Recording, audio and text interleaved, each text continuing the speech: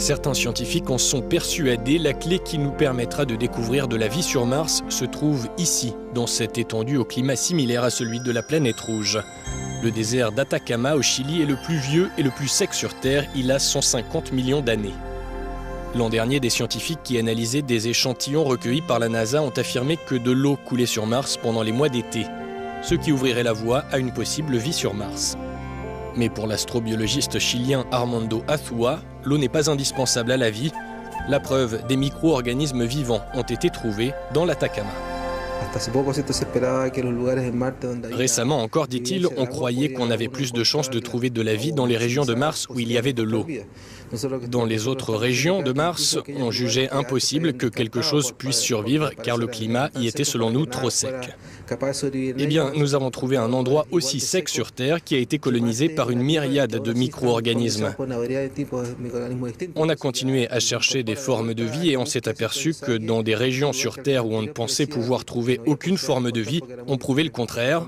Il y en a. Même dans des régions aussi sèches que le désert de Mars, la vie a su s'adapter. Dans les vallées centrales de l'Atacama, des chercheurs ont identifié 70 espèces de micro-organismes, des bactéries qui peuvent supporter le soleil intense et le manque d'eau.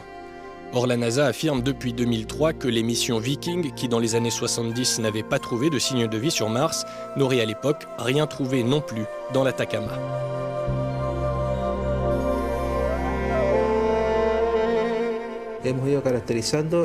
Nous avons analysé le désert d'Atacama pour comprendre comment et où quelque chose pouvait survivre avec si peu d'eau et tenter d'identifier les mécanismes moléculaires et les gènes qui expliquent un tel degré de tolérance.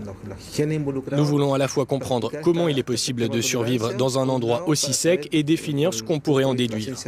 Comprendre tout cela nous permettra de revoir la probabilité que l'on a de trouver de la vie sur Mars, une planète qui a des caractéristiques similaires à ce désert. Et nous pourrions imaginer appliquer ces mécanismes qui permettent de tolérer la sécheresse extrême dans nos recherches.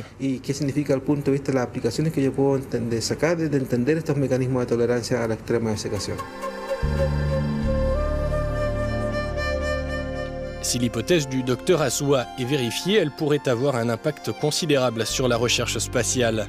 On pourrait par exemple déterminer quelle planète pourrait être habitée par de futures colonies humaines si la population terrestre continuait à augmenter. Si on peut démontrer que dans le désert d'Atacama, la vie peut non seulement tolérer l'extrême sécheresse, mais peut aussi se maintenir dans cette aridité, alors on élargirait grandement le spectre des possibles en matière de vie sur Mars et dans d'autres régions de l'univers. Les recherches sur la présence d'eau et de formes de vie sur Mars auront un impact décisif sur la nature des prochaines missions sur Mars. La NASA, qui compte faire marcher ses astronautes sur le sol martien vers 2035, enverra bientôt ses experts au Chili pour observer les travaux d'Armando Azúa.